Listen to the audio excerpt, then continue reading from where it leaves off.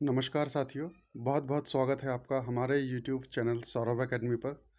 दोस्तों, आज हम चर्चा करेंगे राजनीतिक विज्ञान पॉलिटिकल साइंस की जो कुछ परिभाषाएं हैं, उसकी प्रकृति और उसके क्षेत्र के बारे में। तो दोस्तों, यदि आप चैनल पर पहली बार आए हैं तो चैनल को सब्सक्राइब कर लीजिए, बेल आइकन प्रेस कर लीजिए। आने वाली वीडियोज़ की नोटिफिकेशन आपको मिलती रहेगी। हम इसी प्रकार से थ्योरीज़ की क्लास जो हैं आपके लिए लाते रहेंगे पॉलिटिकल साइंस विषय से। तो दोस्तों, शुरू करते हैं वीडियो को। तो आज हम जानेंगे राजनीतिक विज्ञान की कुछ परिभाषाएं और चर्चा करेंगे उस राजनीतिक विज्ञान की प्रकृति और उसके क्षेत्र पे। तो दोस्तों, शुरू करते हैं राजनीतिक विज्ञान की परिभाषा। तो इसका परंपरागत दृष्टिकोण देख सकते हैं दोस्तों। राजनीतिक विज्ञान एक सामाजिक विज्ञान है जो व्यक्ति की राजनीतिक गतिविधियों व क्रियाकलापों का अध्ययन करता है। प्राचीन यूनानी विचारक अरस्तु को राजनीतिक विज्ञान का पिता कहा जाता है। बहुत ही इंपॉर्टेंट लाइन है दोस्तों। अरस्तु को राजनीतिक विज्ञान का पिता कहा जाता है। अरस्तु ने इसे मास्टर साइंस की संज्ञा दी है। राजनीतिक विज्ञान एक प्राचीन विषय है तथा समाज के विकास के साथ इसकी परिभाषाओं में परिवर्तन हुआ है। जिस प्रकार से सामाजिक जीवन आगे बढ़ता जाता है, उसी प्रकार से हमारी जो राजनीतिक विज्ञान की परिभाषाएं हैं वो बदलती रहती हैं। तो इसकी परिभाषा के दो दृष्टिकोण मुख्यतः हैं, जिसमें परंपरागत और आधुनिक हैं। तो परंपरागत दृष्टिकोण के अंतर्गत राजनीतिक विज्ञान विषय के विद्वानों द्वारा इस विषय की विभिन्न परिभाषाओं प्रस्तुत की गई हैं, जिनमें प्रमुख रूप से निम्नलिखित 3 वर्गों में रखा जा सकता है। पहला, राजनीतिक विज्ञान केवल राज्य के अध्ययन के रूप में। राजनीतिक विज्ञान केवल सरकार के अध्ययन के रूप में। और तीसरा है राजनीतिक विज्ञान राज्य और सरकार दोनों के अध्ययन के रूप में। तो सबसे पहले हम चर्चा कर लेते हैं राजनीतिक विज्ञान राज्य का अध्ययन के रूप में। तो राज्य एक प्राचीन संस्था है। राज्य का विकास समाज के विकास के साथ जुड़ा है। जैसे जैसे समाज आगे बढ़ता रहता है, वैसे ही राज्य का जो विकास है वो बढ़ता रहता है। तो हम ऐसे किसी समाज की कल्पना नहीं कर सकते जहाँ राज्य नहीं है, भले ही उसका स्वरूप कैसा भी हो। तो इसीलिए ब्लंशली महोदय ने, गार्नर महोदय ने और गैटिल महोदय व गैरिस जैसे विद्वानों ने राजनीति विज्ञान को राज्य का अध्ययन माना है। तो बहुत ही इंपॉर्टेंट है दोस्तों। ब्लंशली, गार्नर, गैटिल व गैरिस जैसे विद्वानों ने राजनीति विज्ञान को राज्य का अध्ययन माना है। तो ब्लंशली परिभाषा जो प्रस्तुत करते हैं वो कथन कहते हैं, राजनीति विज्ञान वह विज्ञान है जिसका संबंध राज्य से है और जो यह समझने का प्रयत्न करता है कि राज्य के आधारभूत तत्व क्या हैं, उसका आवश्यक स्वरूप क्या है, उसकी किन विविध रूपों में अभिव्यक्ति होती है तथा उसका विकास कैसे हुआ है। तो ब्लंशली महोदय के अनुसार इस प्रकार से परिभाषित किया गया है राज्य के अध्ययन के रूप में राजनीतिक विज्ञान को। और वहीं अगर देखें तो गार्नर महोदय कहते हैं, राजनीति विज्ञान विषय के अध्ययन का प्रारंभ और अंत राज्य के साथ होता है। और इसी क्रम में दोस्तों गुडनोव, एक्टन और डॉक्टर जकारिया महोदय कहते हैं, राजनीति विज्ञान को राज्य का ही अध्ययन बताया गया है इनके द्वारा।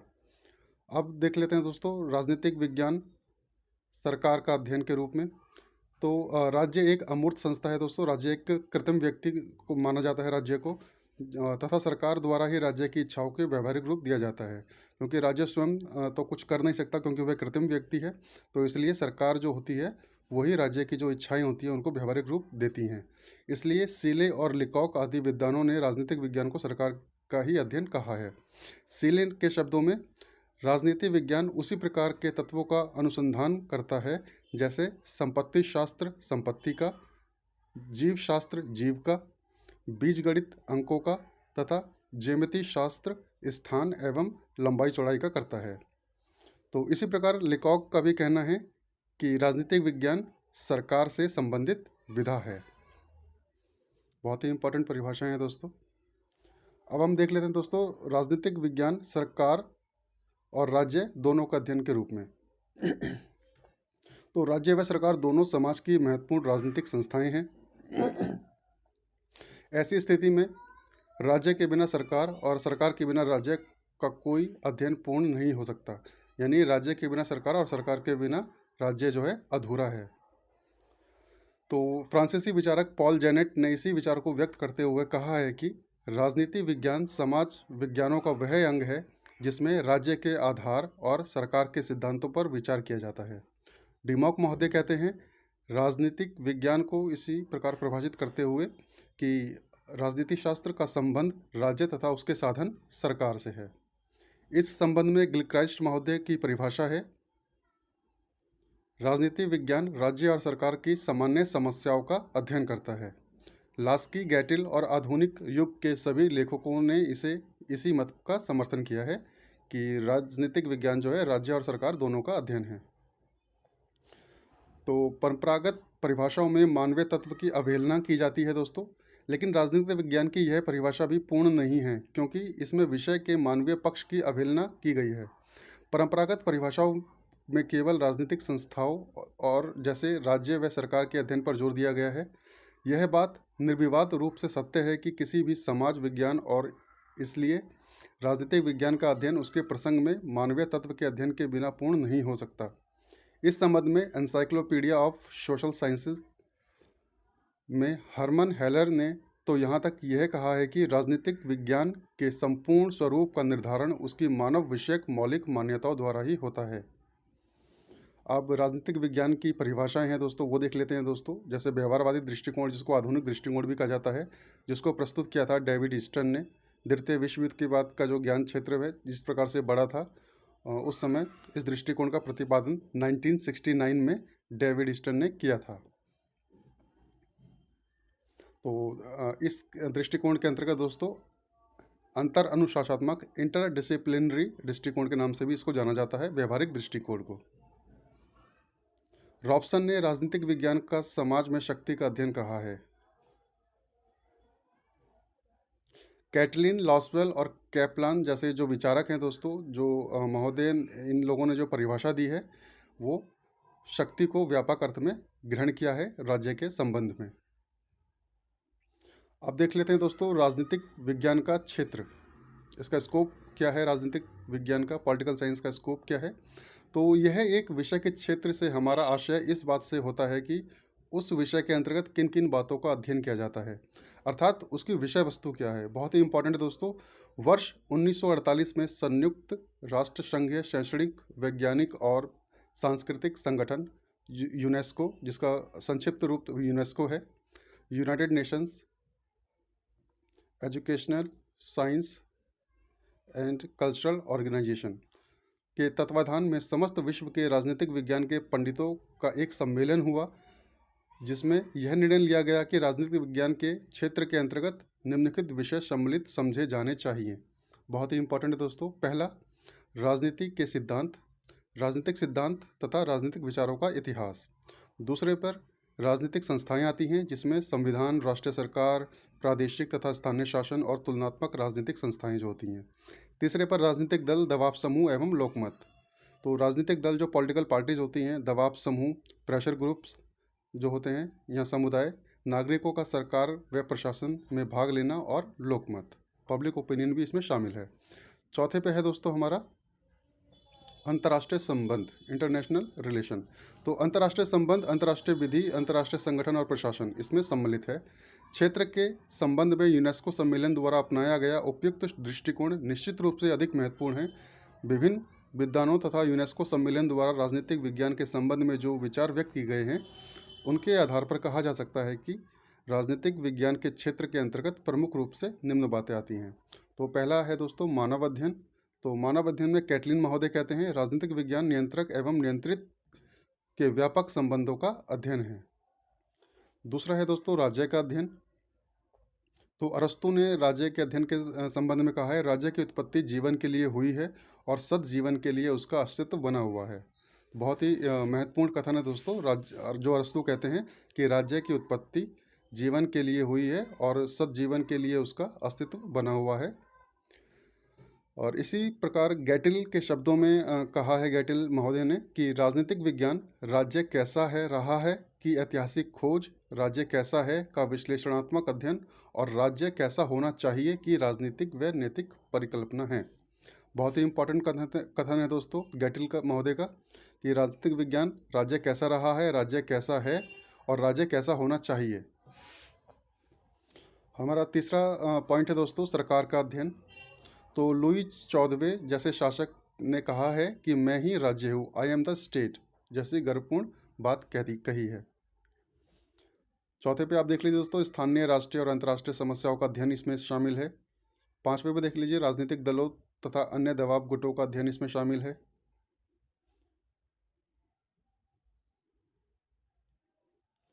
सातवें नंबर पर दोस्तों, अंतर्राष्ट्रीय विधि, संबंधों और संगठनों का अध्ययन।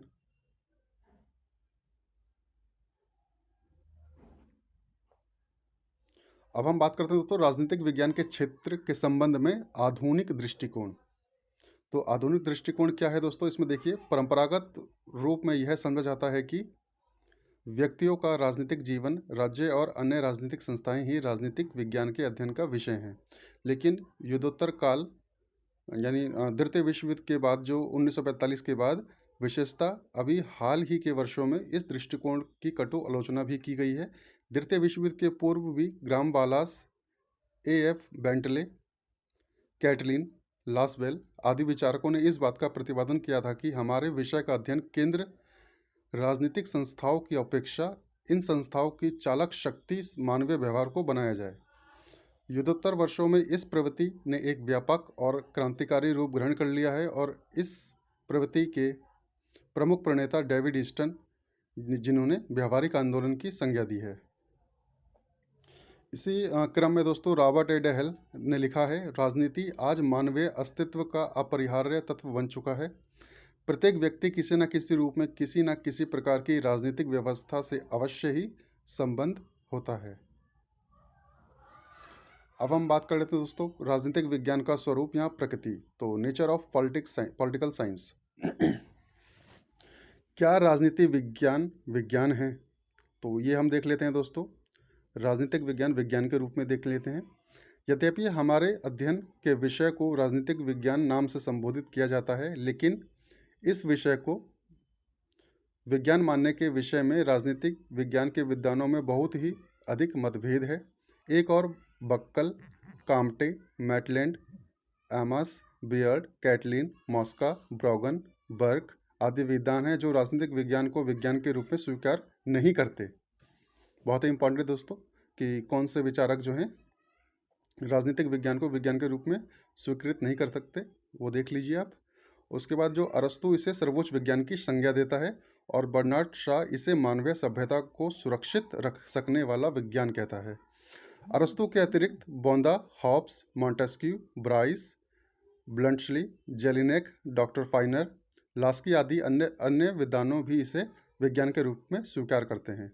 तो राजनीतिक विज्ञान को विज्ञान के रूप में मानने वाले अरस्तु, बोंदा, Hobbes, Montesquieu, Bryce, Bluntschli, Jellinek, doctor Finer और लास्की आदि जो विचारक हैं, विद्वान हैं, उनके नाम उल्लेखनीय हैं।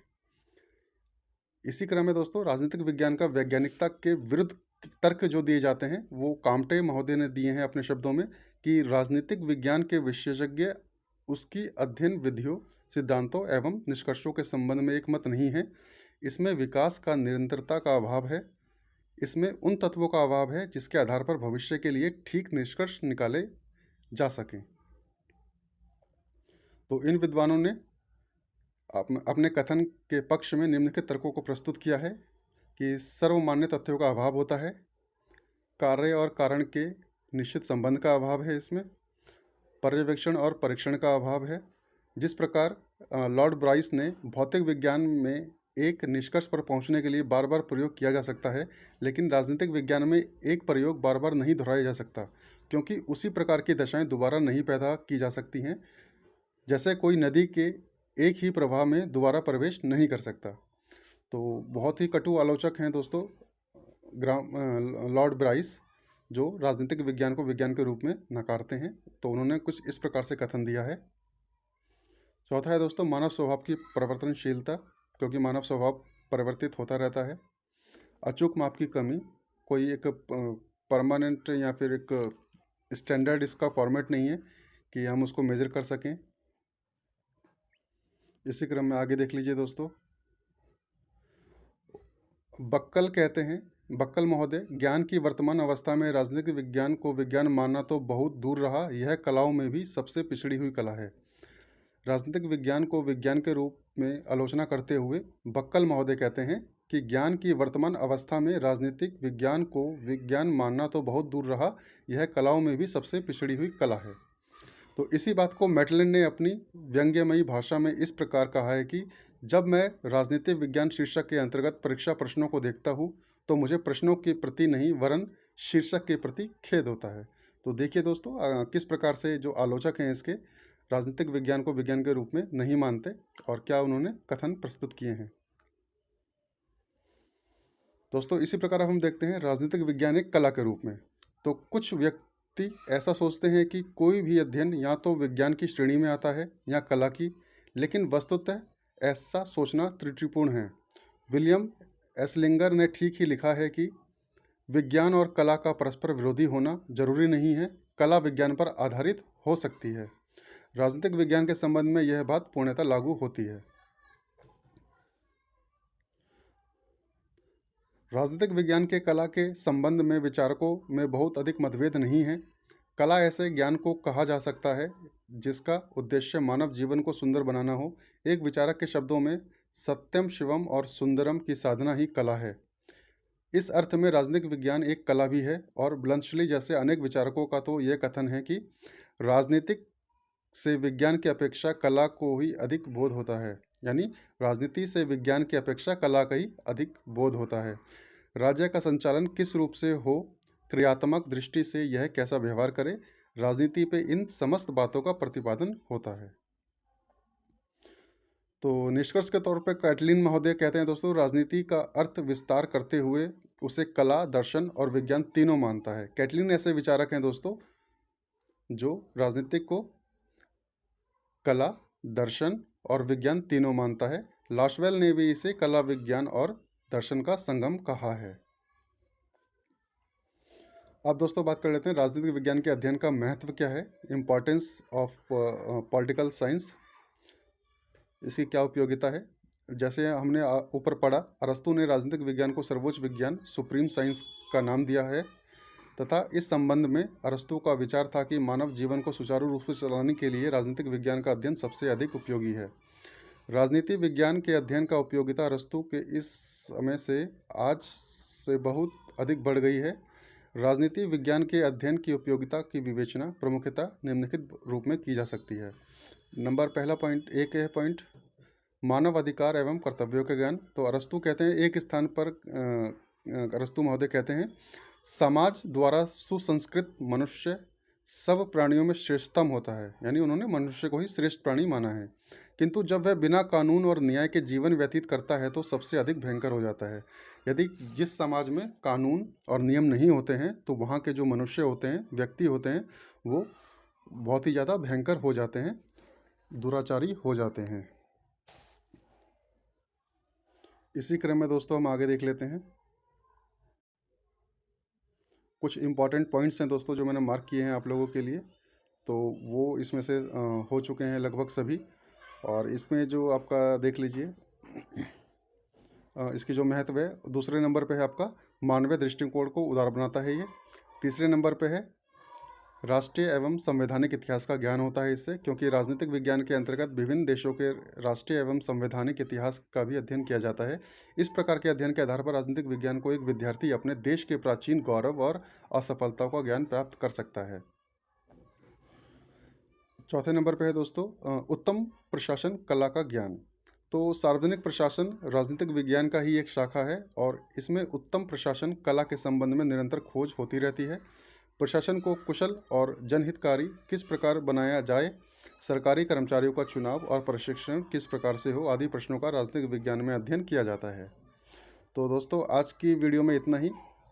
मिलते हैं नेक्स्ट वीडियो में। आप चैनल को सब्सक्राइब कर लीजिए, बेल आइकन प्रेस कर लीजिए। जो भी इंपॉर्टेंट टॉपिक्स हैं दोस्तों पॉलिटिकल साइंस के, वो हम आपके लिए लाते रहेंगे।